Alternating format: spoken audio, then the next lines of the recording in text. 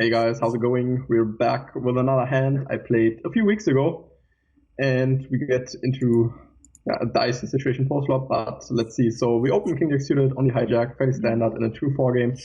We are somewhat deep with the button 150 bigs.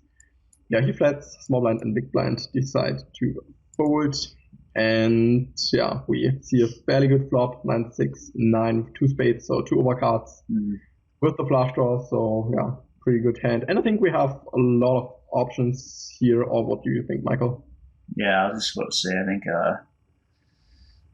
definitely a few options. I think betting, especially if you think, I think in these live games, especially people probably flat like way too wide in position a lot. I think if they have reasonable ranges, this is probably a spot where you'd want to check like pretty often, maybe even close to range, just because they're going to have like such a condensed range of like pocket pairs and suited broadways and ace highs, which are going to be able to float quite often. So I think versus a pretty good player, I'd check a lot. But I think versus a random, I would definitely just be betting a lot here because he's going to have a lot of error. But I think check calling is fine too, for sure, because obviously then we have some good flush draws, or we have some good flushes in our range if we hit a flush on the turn when we check call, and then we can also check call some hands like aces and kings sometimes, queens, maybe. I mean 9x you could do sometimes. You could also check raise. And I think as far as check raising this hand, I don't know if I'd like check raise too much. Maybe more with like the nut flush draw, so that at least we're not having like reverse implied odds, right? Because I think if you check raise here and then he calls and a spade hits, it's a pretty good spot, but you can also get into a lot of trouble, right? So I'd rather have like at least a nut flush draw to check raise. So Yeah, I think we definitely want to mix it. I mean, even with hands like 10-8 or 7-8, definitely want to check raise with some frequency. And like you mentioned, putting some middling flush draws in our check raise range is never the worst idea. But yeah, like you mentioned, most live players just flat really way too much on the button. Offsuit broadways, offsuit ace x hands, so even hands like ace 5 off and stuff.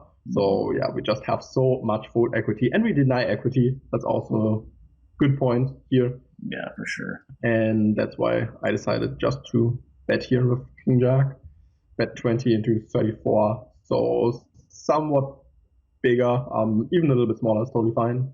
Yeah. I think of the position going smaller can be okay here.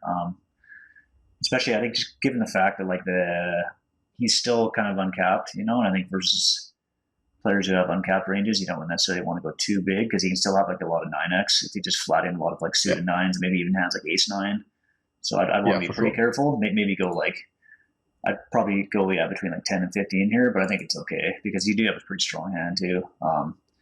And then at least he's also calling with some worse flush draws and stuff, so definitely not the end of the world. Yeah, for sure. And then he can also fold some ace size versus the bigger size into, which is obviously great. So yeah, turn 2 diamonds. Doesn't really change much, obviously. Pretty huge brick. So what do you think here? Yeah, again, we have all the options. We can check raise, we can bet, we can still check off our hand. We still beat a lot of straight draws and flush draws. I still like putting some pressure on middling hands that are profitable flop floats. So hands like ace 10, pocket 5s, pocket 4s that decide to float flop. Even a 6x has a hard time when we bet turn again. And even if those hands call, we still have pretty good equity against those hands, but definitely want to apply pressure against ace x. Also deny equity against the gut shot, so against 5-7, 10-8, 7-8, stuff like this. Yeah. I like a bet too. I think for all those reasons you stated, just get it to fold some hands, and then it's also a lot easier to bet as opposed to like check calling, because obviously if we check here and then he blasts, if we check and he bets like full pot, we really can't even really call anyways. I think it'd be really close, right? So at least in this case, we're not going to get bluffed off, and then we can also set our own price, and then obviously we're going to have some fold equity. So I think I like a bet here for sure. Although yeah, checking sometimes is okay too, but I'd rather check with maybe hands with like showdown. Maybe if you had like ace queen up spades or something, where you can check and then you can allow him to bluff, and you're always going to have the best flush draw if you hit. You're always going to have the ace high in case he has some like king high, whatever bluffs, or maybe some other ace high bluffs. So yeah, I think with this hand, just betting is going to be good, which you do. I think I'd probably go a bit bigger personally with the sizing because I think we're betting like not super polarized, but we're still like I wouldn't be too scared of the 9 once he just calls flop. So I think maybe going like 40 or 50 I'd prefer just because I get a bit more fold equity, I think, versus like say like under pairs and ace highs. But yeah, I think on the turn, again, we have all the options. And on the turn, I think I still want to value bet a hand like a good 6 fairly often. So a hand like ace-6, king-6, queen-6 suited. I want to value bet again. Right. And yeah, I just want to make sure that he is able to call enough worse. So I need to size down a little bit because yeah, our range is fairly wide that we bet for value on the turn. That's why I decreased my sizing a little bit. But you can also have a bigger sizing when you have some hands that you want to be that you want to bet a little bit more polarized. I think both options are totally fine. I think the reasoning behind your bet is always important. Yeah, for sure.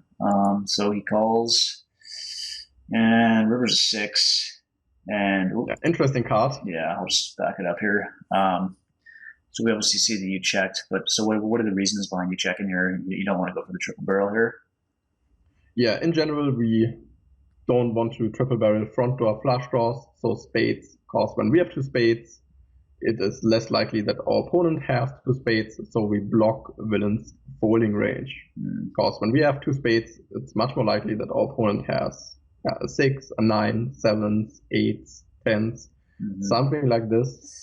And yeah, we want to bluff more often with hands that don't block villain's draw. So for example, when we have a hand like Jack 10 and diamonds, something like this is definitely a very profitable bluff because we don't block any of villain's draws. Hands like 7, 8, or spades, but with spades in general, we want to mainly check because we block villain's folding range. I think this is really, really important.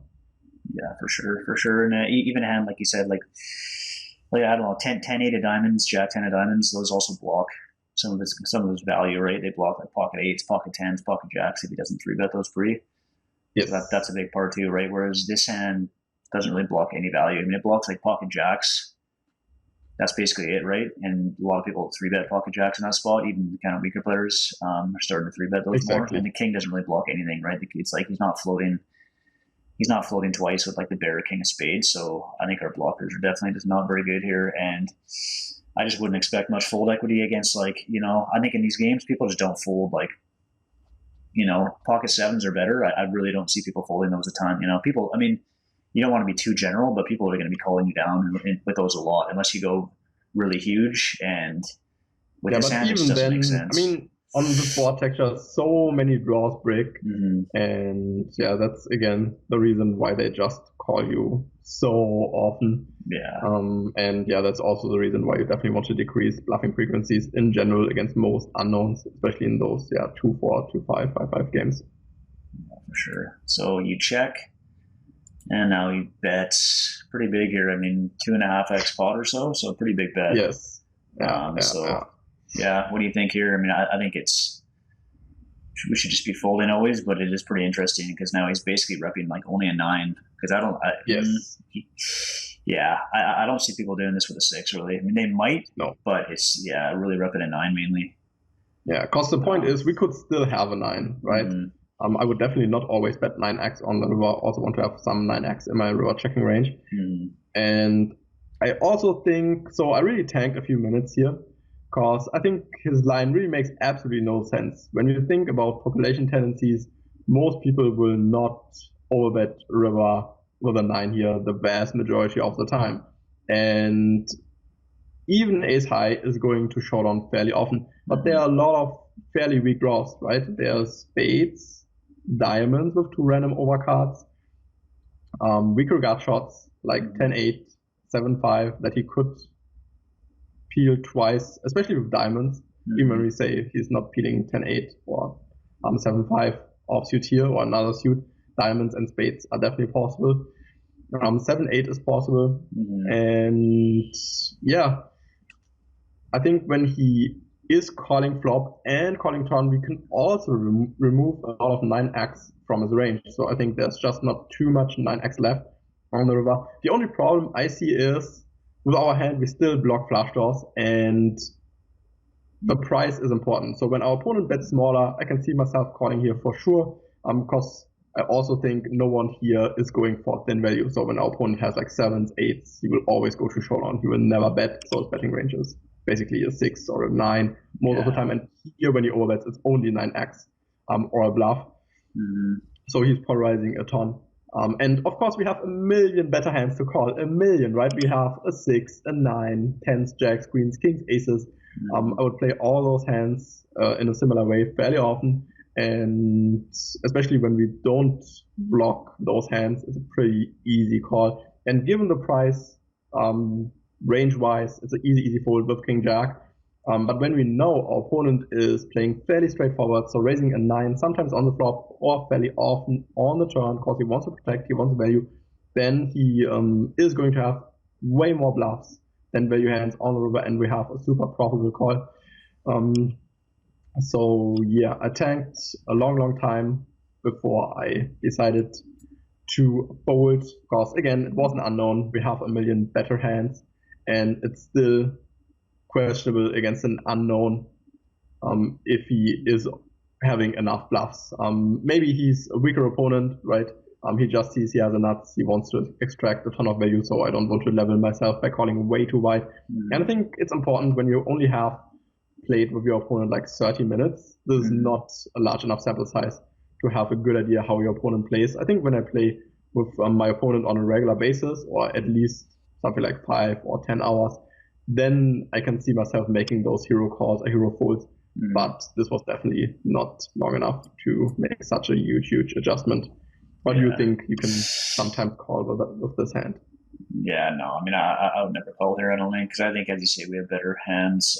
Even though, I mean, I do agree that he got a lot of misdraws, but I don't know how often players are just going for the big overbet with their misdraws. But it is, I mean, if he's a competent player, it's a pretty good spot, because if he does have a 9, you know, he does want to go as big as he can, basically, because you haven't capped yourself, but he can assume that like you're somewhat capped. And I think, but yeah, just going back to the blockers too, I think even having like an ace, having some like a ace without a spade where we block like ace 9, or we block an ace 9 would be nice, you know, because our hand doesn't block any 9x, right? At least having some hands that block some of his potential pre-flop calling range of 9x.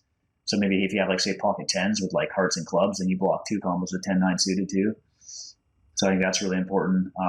And I think another thing to think about too is that he might even be like adding to his bluffs is that sometimes you see people doing this with like pocket 5s, you know, they get counterfeit, like they call twice and then they get counterfeit on the river. So that could be another part of his bluffing range, or something like 2x with a spade. So I think there is definitely a ton of potential bluffs, but yeah, I think given his sizing and just the fact that our hand just has really bad blockers, it just should just definitely be a fold. So yeah, I think good fold. He didn't show, obviously. Oh, he showed. I think you can see it when you move forward. Okay, so that's the same as last time. Oh wow! So there we go. He instantly showed me 5-7 after I marked. And yeah, like I mentioned, I was so close to call, but in the end, theory is more important when you have not that many information. Don't go way too wide. Maybe you exploit yourself. So yeah, I really like default in hindsight. Yeah, because I think if you call in here, you're pretty much calling like your whole range. You know what I mean? Because it's like one of the worst hands. But it is interesting. Yeah, I mean, you know, in live games, it goes to show though, right? If you have a feeling, not that you should play on feelings, but if you think it's a spot where people are just like they don't have enough value, you know, and they might be over bluffing, then it's never wrong to pull the trigger, because especially you gain a ton of info.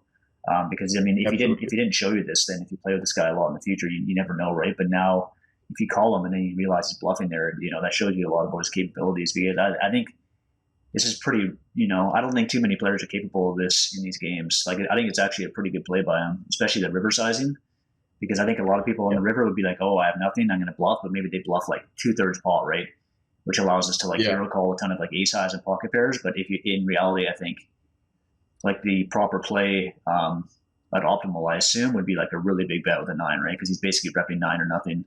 So I think his sizing is really good, and it worked. Unfortunately, he had one of the bad hands, but get it next time. Yeah, but good play by him. Really tough spot on the river, even with a big up pair, right? Yeah, so, it's a tough spot, definitely with a hand like red aces, it's an easy call. But even having aces with a spade sucks a little bit.